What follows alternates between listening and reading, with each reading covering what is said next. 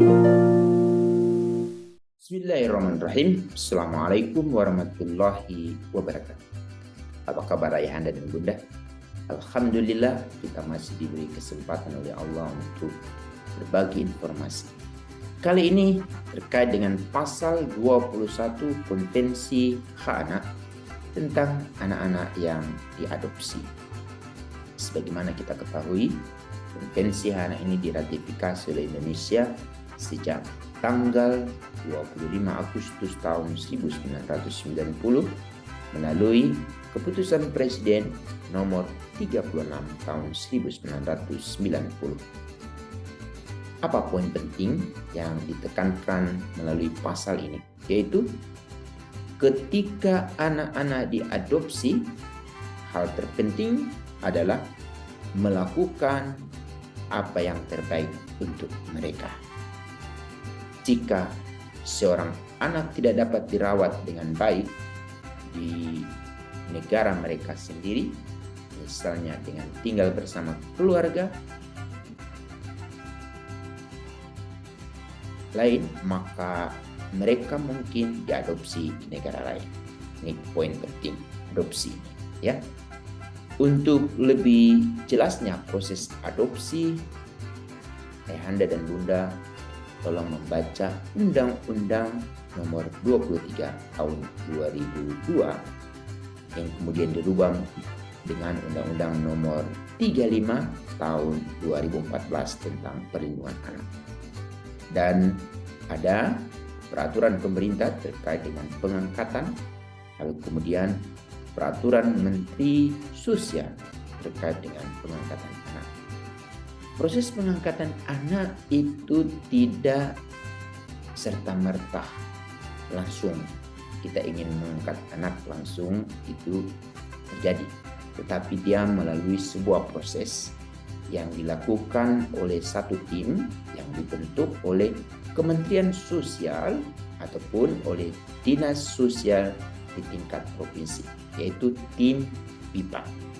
Nah, tim PIPA ini terdiri atas beberapa unsur, terutama dari Dinas Sosial, Dinas PPA, lalu tim dari kepolisian, melibatkan imigrasi apabila ada proses adopsi untuk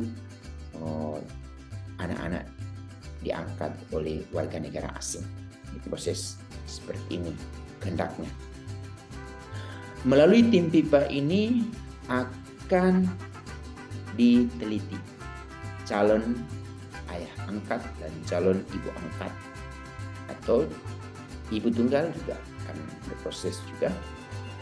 Yang pertama akan dipastikan bahwa si calon ini tidak memiliki pengalaman melakukan kekerasan terhadap anak. Itu poin penting, itu akan didalami oleh pekerja sosial dan akan di asesmen oleh satu tim psikolog dari anak hasilnya. Kemudian yang kedua, terpastikan bahwa calon ayah, calon ibu angkat itu memiliki kemampuan finansial untuk membiayai anak-anak ini. Dari hasil itu yang kemudian tim akan memberi rekomendasi kepada pengadilan untuk proses pengangkatan anak. Untuk pendukung juga harus terpastikan dilibatkan perwakilan dari Kementerian Dalam Negeri terkait dengan administrasi kependudukan atau dinas dukcapil di daerah, sehingga akan teridentifikasi dokumen-dokumen yang berhubungan dengan anak. Hal-hal penting yang perlu segera diperhatikan atau dilaksanakan oleh ayah angkat dan ibu angkat. Pertama, tidak boleh menghilangkan nasab dari orang tua biologis anak tersebut. Kemudian yang kedua, pastikan anak segera mengenal siapa ayah angkat dan ibu angkat. Hal ini menjadi sangat penting karena banyak kasus-kasus yang dialami oleh anak-anak angkat. Mereka jadi korban bullying saat mereka mengetahui status mereka sebagai anak angkat itu bukan langsung dari ayah ibunya, tetapi justru dari orang lain. Nah, ini menjadi poin penting. Tujuannya agar anak-anak tidak muncul ketidakpercayaan pada diri kita sebagai ayah dan ibu angkat. Ini poin penting. Yang lain, apa hubungannya dengan pasal-pasal yang ada di konvensi anak? Pertama adalah pasal 5. Anak angkat harus mendapatkan haknya memiliki ayah dan bunda yang berpengetahuan, memiliki keterampilan dan sikap dalam merawat, membimbing, mengasuhnya. Ini menjadi poin penting. Untuk itu, para calon ayah angkat, ibu angkat, sebelum kita mengangkat anak, berharap kita melakukan kursus-kursus sedikit terkait dengan pengasuhan. Bisa saja kita mengunjungi panti asuhan, magang di sana, atau ke tempat penitipan anak, atau praktik mengikuti kelas-kelas parenting yang bisa saja diselenggarakan oleh pusat pembelajaran keluarga. Di sana bisa.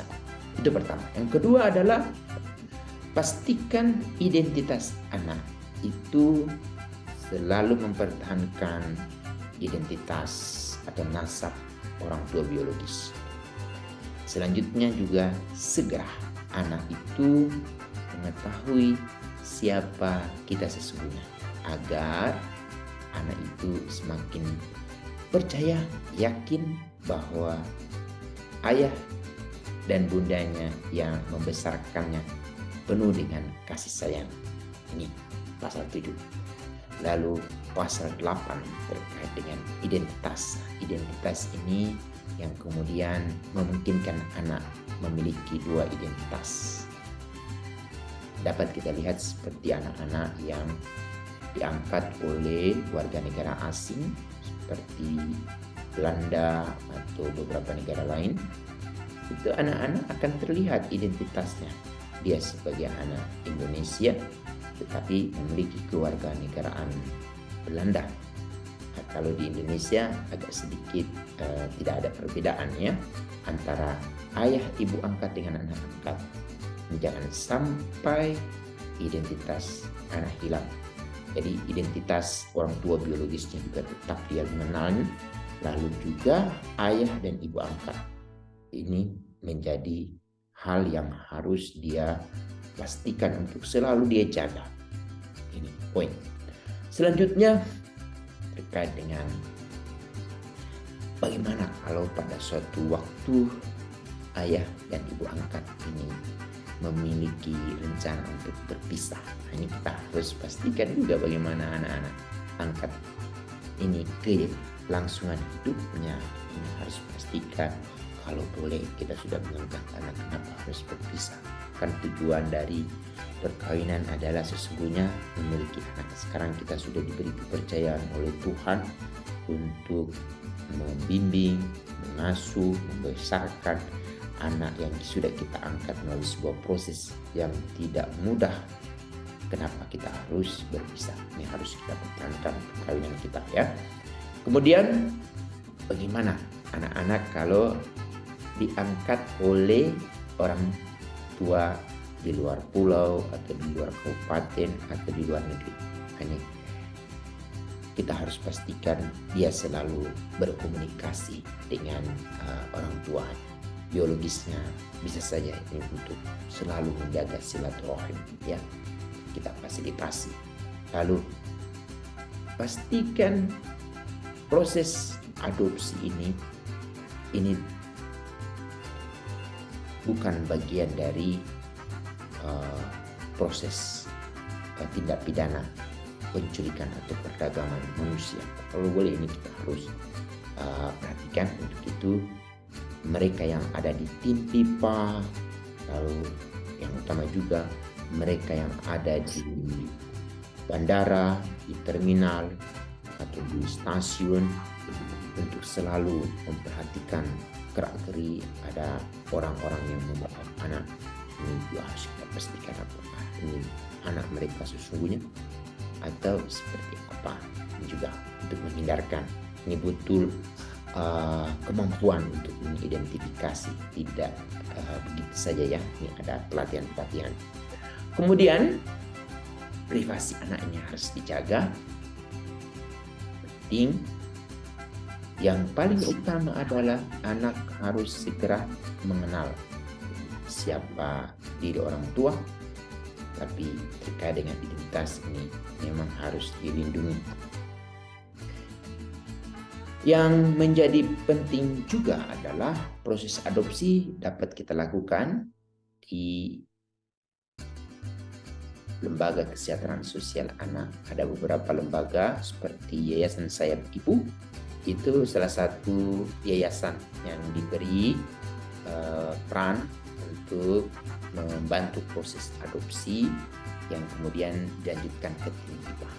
Kalau ayahanda dan bunda berkehendak untuk mengadopsi, melakukan kontak-kontak dengan Yayasan Sayap Ibu atau salah satu yayasan Bintang Timur di Surabaya, mereka akan membantu proses. Ini saja yang bisa kami sampaikan terkait dengan pasal 21 Konvensi Anak tentang Adopsi. Sebagai informasi tambahan juga, pasal ini saat proses ratifikasi tidak diaktifkan, tetapi sejak tanggal 11 Januari 2005 pasal ini dihidupkan sehingga ada beberapa perubahan kebijakan-kebijakan yang terkait dengan pemanfaatan anak ini menyesuaikan. Demikian, Assalamualaikum warahmatullahi wabarakatuh.